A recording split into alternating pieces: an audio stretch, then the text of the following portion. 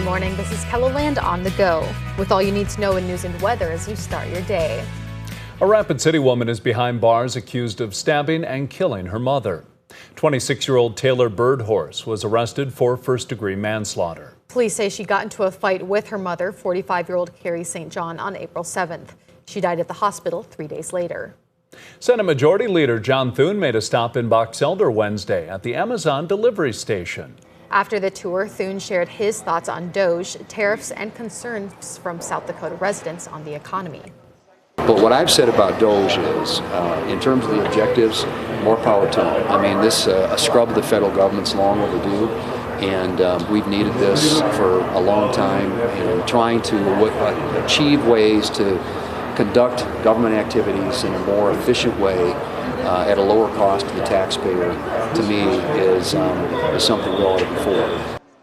He's hoping they ultimately lead to better trading relationships around the world and ensure the U.S. is treated fairly by other countries. Issues such as federal funding cuts and tariffs have been widely discussed among lawmakers over the last couple of months.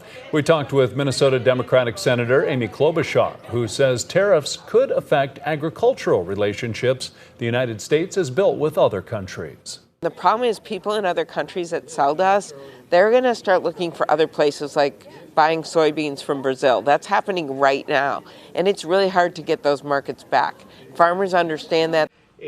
We also caught up with Minnesota Democratic Senator Tina Smith, who says federal funding cuts could limit the completion of local construction projects.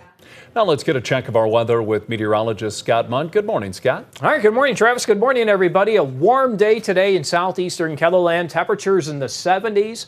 This will happen with partly sunny skies and a chance for showers and thunderstorms late this afternoon and evening.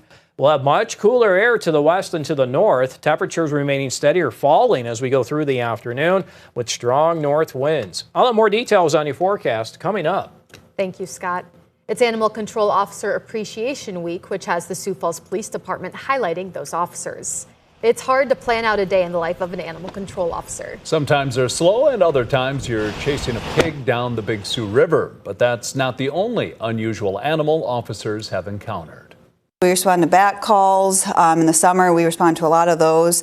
We respond to like possums, woodchucks, raccoons, but we've also had moose and mountain lions come through as well. So far this year, Sioux Falls Animal Control has responded to over 4,700 calls. Easter egg hunters will take over downtown Sioux Falls on Saturday. The annual Downtown Sioux Falls Easter egg hunt kicks off at 11:30 in the morning. There are more than 20 stops on the route, including Child's Play toys. The owner says her business will hand out hundreds of eggs with candy inside.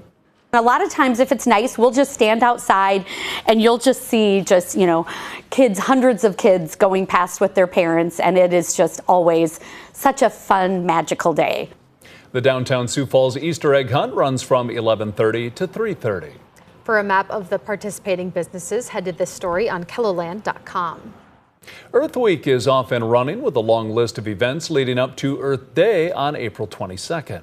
Sioux Falls Parks and Recreation is marking the occasion with its annual Earth Day Festival on Friday at Great Bear Recreation Park. It's 90 minutes of fun and games and paying tribute to Mother Earth.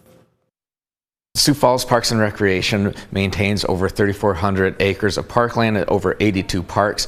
We really see the connection between the health of our community and the health of the planet. So the more the community can get involved in promoting the well-being of not only our community but the earth, we see that as a value to this community. The Earth Day Festival begins at 6 tomorrow evening at Great Bear. The event is free and registration is not required. That's a look at some of our top stories. Now let's get another check your weather with meteorologist Scott Munt. Scott? All right, good morning, everybody. As we go into the afternoon, we'll have widespread precipitation here across western South Dakota, and that could be a wintry mix. In fact, that looks likely, especially with snow in the higher elevations of the hills where we do have winter weather advisories. In the warm sector of the system, which is southeastern South Dakota, Iowa, and Minnesota, temperatures will warm to the 70s as we continue with south winds this morning into the afternoon. By the late afternoon and evening, we may see some thunderstorms in the northwestern Iowa, and some of those will grow to the north and to the northwest, or I should say may develop to the north and to the northwest, and they can become strong to severe. I'll have an outline of that coming up in a bit. As we get into the overnight, we'll have north winds. That will help bring in much colder air. The instability will also go down. But we'll also have this chance for a light wintry mix in south central and the parts of eastern and northeastern South Dakota.